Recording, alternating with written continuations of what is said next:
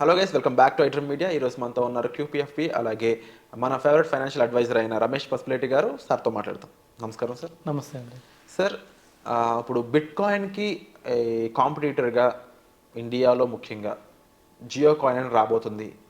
అయితే ఇక్కడ Jio కాయిన్ని government accept చేస్తుందా లేదా, చేస్తే అది ఏ రేంజ్ వరకు ఇన్వెస్ట్మెంట్స్కి వెసులుబాటు కల్పిస్తుంది, ఇన్వెస్టర్స్కి ఎలాంటి లాభాలు ఇస్తుంది, ఈ విషయాలన్నీ కూడా మాకు అప్డేట్ ఇస్తారా? డెఫినెట్గా అండి. మనం అప్పుడే జియో కాయిన్ని బిట్ కాయిన్తో పోల్చలేము. ఎందుకంటే బిట్ కాయిన్ ఆల్రెడీ $1,00,000కి వెళ్ళిపోయింది. సో అది హ్యూజ్ క్యాపిటల్ ఉన్న కాయిన్ అది. అంతేకాకుండా దానికి సంబంధించిన కంపెనీ ఉంది, మైక్రోచిప్ కంపెనీ అనేసి, ఏదైతే బిట్ కాయిన్ హోల్డ్ చేస్తున్న కంపెనీ. సో ఆ కంపెనీ ఆల్మోస్ట్ 1 crore వరకు దాని క్యాపిటల్ వెళ్ళిపోయింది యాక్చువల్గా. సో దాని మార్కెట్ క్యాప్ ఆల్మోస్ట్ 1 crore అన్నారు. అంటే సో ఇప్పుడున్న మార్కెట్లో ఉన్న చలామణిలో ఉన్న మనీ మొత్తం వాళ్ళు క్యాలిక్యులేట్ చేస్తే 1 crore ఉంది. సో బిట్ కాయిన్తో అయితే మనం కంపల్సరీగా జియో కాయిన్ని కంపేర్ చేయలేము. ఇది జస్ట్ అప్కమింగ్ కాయినే. సో ఇంకోటి ఏంటంటే వాళ్ళు నాస్డాక్ 100లో కూడా లిస్ట్ అయిపోతున్నారు బిట్ కాయిన్. ఓ. సో అంతేకాకుండా ఇప్పుడు ట్రంప్ వస్తే దాన్ని లీగల్ చేస్తానంటున్నాడు. అట్లీస్ట్ బిట్ కాయిన్ లీగల్ చేస్తానంటున్నాడు. మిగతాది కాకపోయినా కూడా అట్లీస్ట్ బిట్ కాయిన్ వరకు చేయొచ్చు. ఎందుకంటే దీనికి హ్యూజ్ రీచ్ ఉంది. Already popular coin, first coin అదే కాబట్టి దాన్ని ఇంకా స్ట్రాంగ్ చేసే అవకాశం ఉంది. కానీ జియో కాయిన్ ఏంటంటే ఇప్పుడే స్టార్ట్ అయింది. ఇంకోటి ఏంటంటే మన ఇండియాది. సో దాంట్లో స్పెషాలిటీ ఏంటంటే జియో కాయిన్ మన ఇండియాది. సో ఏదైనా కాయిన్ మార్కెట్లోకి వచ్చే ముందు ప్రీ లాంచ్కి వస్తుంది. సో ప్రీ లాంచ్ అంటే కొంతమందికి ఫ్రీగా ఇవ్వడము, ప్రమోషన్స్లో వస్తుంది. యాక్చువల్గా మార్కెట్లో ఏదైతే ఎక్స్చేంజ్లో లిస్ట్ కాకముందు దాని ప్రమోషన్స్ వస్తాయి. అలాగే ఇప్పుడు జియో ఏం చేస్తుందంటే జస్ట్ ప్రమోట్ చేస్తుంది జియో కాయిన్ని. సో అంటే వాళ్ళవి కొన్ని వెబ్సైట్స్ ఉన్నాయి, లైక్ జియో స్పియర్ అని ఉంది. మనం ఎట్లా క్రోమ్ వాడతాము, లేకపోతే బ్రౌజర్ వాడతాము, అట్లాగే వాళ్ళది జియో స్పియర్ అని ఒక బ్రౌజర్ ఉంది. ఇది నార్మల్గా స్మార్ట్ టీవీలో వాటిలో బాగా పాపులర్ జియో స్పియర్ అనేది. ఎందుకంటే స్మార్ట్ టీవీలో మనకి క్రోమ్ అవి రావు. సో అక్కడ వచ్చేసి బ్రౌజర్ జియో స్పియర్ ఇవే ఉంటాయి. సో అలాగే దాన్ని ఇంకా పాపులర్ చేస్తే ఏమవుతుందంటే మన మొబైల్లో కూడా క్రోమ్ వీటన్నిటి బదులు జియో స్పియర్ ద్వారా యూజ్ చేసి మనం ఏమన్నా షాపింగ్ చేసుకుంటే కానీ, లేకపోతే జియో మార్ట్లో కానీ మనం ఏమన్నా కొంటే జియో కాయిన్స్ టోకెన్స్ రూపంలో ఇస్తానంటున్నారు. సో ఇవన్నీ ఒక ప్రమోషన్గా మనకు కొన్ని కాయిన్స్ రూపంలో ఇస్తారు. ఈ కాయిన్స్ ఏం చేయాలంటే మళ్ళీ మనం జియోలోనే పర్చేస్ చేయాలి. సపోజ్ మళ్ళీ మనం రేపు జియో మార్ట్లో కొన్నాం అనుకోండి, ఇప్పుడు స్విగ్గీలో ఎట్లా కొంటున్నాం, జొమాటోలో ఎలా కొంటున్నాం, అట్లాగే రేపు జియో మార్ట్లో కొంటే ఆ కాయిన్స్ మనం యూజ్ చేసుకోవచ్చు. అందుకోసం వాళ్ళు జియో కాయిన్ని తీసుకొచ్చారు. సో దీని మెయిన్ ఉద్దేశం ఏంటంటే జియో కాయిన్ తీసుకురావడానికి, వాళ్ళ మార్కెట్ షేర్ పెంచుకోవడానికి.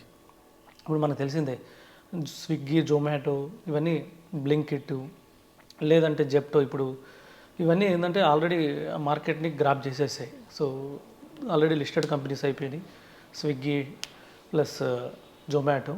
సో వీళ్ళు మార్కెట్ క్యాపిటల్ కూడా almost 1,00,000 crores, 2,00,000 crores. Zomato 1,00,000 crores, Zomato 2,00,000 crores ఉంటే స్విగ్గీ వచ్చేసి 1,00,000 crore ఉంది. కానీ జియో మార్ట్కి ఇప్పుడు దాకా మార్కెట్ క్యాపిటల్ ఏం లేదు. సో దాన్ని కొంచెం క్యాప్ చేయడం కోసం వాళ్ళు ఏం చేశారంటే జియో కాయిన్ అని ఒక ఇన్నోవేటివ్గా ఒక కాన్సెప్ట్ తీసుకొచ్చారు. ఇదంతా ఒక మార్కెటింగ్ విభాగం అన్నట్టు వాళ్ళకి. సో ఏంటంటే ముందు కాయిన్స్ ఇస్తారు. ఆ కాయిన్స్ మనం ఎక్కడ యూజ్ చేసుకోవాలంటే మళ్ళీ జియో మార్ట్లోనే యూజ్ చేసుకోవాలి, లేకపోతే జియో పెట్రోల్ కూడా మనం యూజ్ చేసుకోవచ్చు అని చెప్తున్నారు. సో ఇలాగా మనం వాళ్ళ దగ్గర అంటే వాళ్ళ దగ్గర షాపింగ్ చేయడానికి ఉపయోగపడతాయి. సో దాన్ని ప్రమోట్ చేయడం కోసం ఇది తీసుకొస్తున్నారు. మేబీ మనం చెప్పలేం, ఇక్కడ పాపులర్ అయింది అనుకోండి. సో మన ఇండియాలో వచ్చేసి మనకు తెలిసినంత వరకు నెంబర్ 1 నెట్వర్క్ వచ్చేసి రిలయన్స్నే. సో రిలయన్స్ ఇండస్ట్రీస్నే. సో అన్నిట్లో ఉంది Reliance industries, Reliance smart bazaars ఉన్నాయి, రిలయన్స్ జియో మార్కెట్ ఉంది, రిలయన్స్ పెట్రోల్ కానీ, లేకపోతే ఇలాంటి వాళ్ళవి చాలా ఉన్నాయి. అన్నిట్లో వాళ్ళకి ప్రతి ఒక్క విభాగంలో వాళ్ళకి సంబంధించిన కంపెనీ ఉంది. సో రేపు ఇదంతా పాపులర్ అయితే జియో కాయిన్ ఫ్యూచర్లో మేబీ అప్పుడు నెక్స్ట్ కంట్రీస్కి వెళ్ళినప్పుడు అప్పుడు ఇంకా పాపులర్ అయ్యే అవకాశం ఉంది. ప్రస్తుతానికైతే జియో కాయిన్ కొద్దిగా సో మనకి ఫ్యూచర్ వాల్యూ తెలియదు. సో మన ఇండియన్లో అయితే మేబీ కాయిన్కి ₹1 ఇవ్వచ్చు, ₹0.5 ఇవ్వచ్చు. సో ఫ్యూచర్లో మనకి ఎంత ఇద్దో తెలియదు కాబట్టి కొద్దిగా ట్రై చేయొచ్చు ఎవరైనా కానీ. జియో స్పియర్ అది ఒకటి వెబ్ బ్రౌజర్ వేసేసుకొని, సో ఆ వెబ్ బ్రౌజర్లో వాళ్ళు లాగిన్ అయితే జియో స్పియర్ ఇమీడియట్గా మనం ప్లే స్టోర్లో డౌన్లోడ్ చేసుకోవచ్చు. ఆ డౌన్లోడ్ చేసుకొని మనం దాంట్లో లాగిన్ అవ్వాలి. సైన్ ఇన్ అయితే మనకు టోకెన్ ఇస్తున్నారు, ఒక కాయిన్ ఇస్తారు. మేబీ ఈరోజు చేస్తే రేపు మనకు కనబడుతుందని చెప్పి చెప్తున్నారు. సో ఇలాగ ఎక్కువ మెంబర్షిప్ కూడా క్రియేట్ కావాలి. యాక్చువల్గా ఏంటంటే ఎక్స్చేంజ్కి రావాలంటే కాయిన్ అనేది ఏదైనా బిట్ కాయిన్ కానీ ఎలాంటి కాయిన్స్ ఏదైనా క్రిప్టో కరెన్సీ ఎక్స్చేంజ్కి రావాలంటే సో ఇన్ని మిలియన్ కస్టమర్లని ఉండాలి. దానికి సంబంధించి స్టార్టింగ్లోనే 10 మిలియన్ కస్టమర్లని అలా ఉంటేనే అది లిస్ట్ కాకూడదు. సో ఆ విధంగా చూస్తే దీనికి ఇంకా చాలా రీచ్ అవుతుంది. కాకపోతే మన ఇండియాలో 10 మిలియన్ పాసిబులే కాబట్టి ఫ్యూచర్ ఉండొచ్చు, కాబట్టి ట్రై చేయొచ్చు ఇన్వెస్ట్మెంట్కి. ముఖ్యంగా ఈ జియో కాయిన్ అనే దాన్ని అంటే చాలా బిట్ కాయిన్స్ని, ఎథ్రియం, అదర్ కాయిన్స్ని ఏ గవర్నమెంట్ కూడా అంత ఈజీగా యాక్సెప్ట్ చేయట్లేదు. ముఖ్యంగా ఇండియన్ గవర్నమెంట్ అయితే ఇప్పటివరకు ఏ కాయిన్ని కూడా లీగలైజ్ చేయలేదు. కానీ జియో కాయిన్ ఎవరైతే ప్రవేశపెట్టినో జియో సంస్థల అధినేతలు అంబానీలు ఎవరైతే ఉన్నారో వీళ్ళు గవర్నమెంట్కి అయి ఉండొచ్చు, అంటే కంట్రీకి వాళ్ళు మన ఎకనామీని డెవలప్ చేయడానికి దోహదపడుతున్న కీ ప్లేయర్స్ అని చెప్పొచ్చు. అలాంటప్పుడు ఈ కాయిన్ని ఇండియా లీగలైజ్ చేసే ఛాన్స్ ఎంతవరకు ఉన్నాయంటారు, ఎంతవరకు స్కోప్ ఉందంటారు?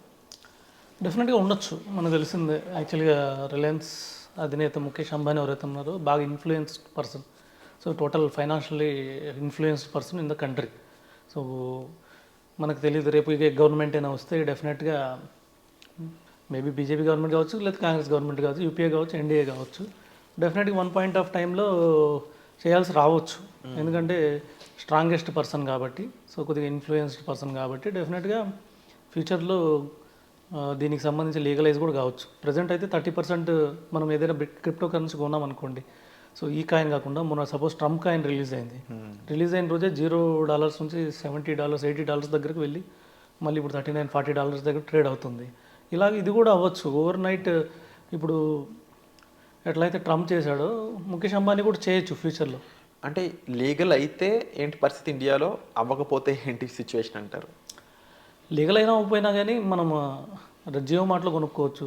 జియో సూపర్ మార్కెట్కి వెళ్తాం మనము, అక్కడ ఏమైనా పర్చేస్ చేస్తాము. సపోజ్ ఒక 2000 వర్త్ ఏమైనా పర్చేస్ చేసామనుకోండి, 2000 వర్త్ కాయిన్స్ ఉన్నాయనుకోండి మన దగ్గర, జియో కాయిన్స్, అవి ఎక్స్చేంజ్ చేసుకోవచ్చు. సో మన ఇండియాలో అయితే చెల్లుబాటు అయ్యిద్ది. సో ఓవరాల్ వరల్డ్లో చెల్లుబాటు కావాలంటే దీన్ని ఎక్స్చేంజ్లో రావాలి.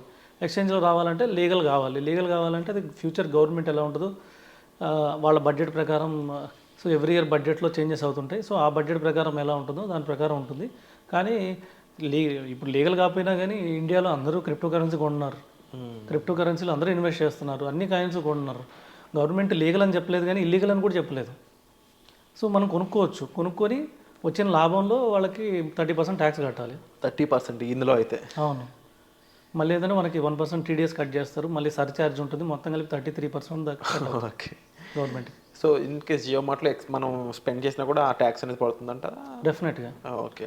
సో అది కూడా క్రిప్టో కరెన్సీయే కాబట్టి, సో అందులో కూడా లాభం ఏమైనా అంటే మనం రేపు ఏమైనా ఎక్స్చేంజ్ అయితే దీనికి ఇంకా వ్యాలెట్ రావాలి, వ్యాలెట్ వచ్చిన తర్వాత వేరే వాళ్ళకి ట్రాన్స్ఫర్ చేయడానికి అవకాశం రావాలి, ఇవన్నీ వస్తే డెఫినెట్గా అప్పుడు ట్యాక్స్ పడుతుంది. So wonderful sir. అండ్ లేటెస్ట్గా జియో కాయిన్కి సంబంధించిన అప్డేట్స్ అయితే ఎలా ఉన్నాయండి, అండ్ సో దీనికి సంబంధించి మీరేం ఫీల్ అవుతున్నారు అనేది కామెంట్ సెక్షన్లో తప్పకుండా మెన్షన్ చేయండి. అలాగే డిస్ప్లే అవుతున్న నెంబర్స్ కాల్ చేసి మీరు రమేష్ గారిని సంప్రదించవచ్చు, మీకు ఏ గైడెన్స్ కావాల్సుకున్నా సరే. Thank you so much sir. Thank you అండి.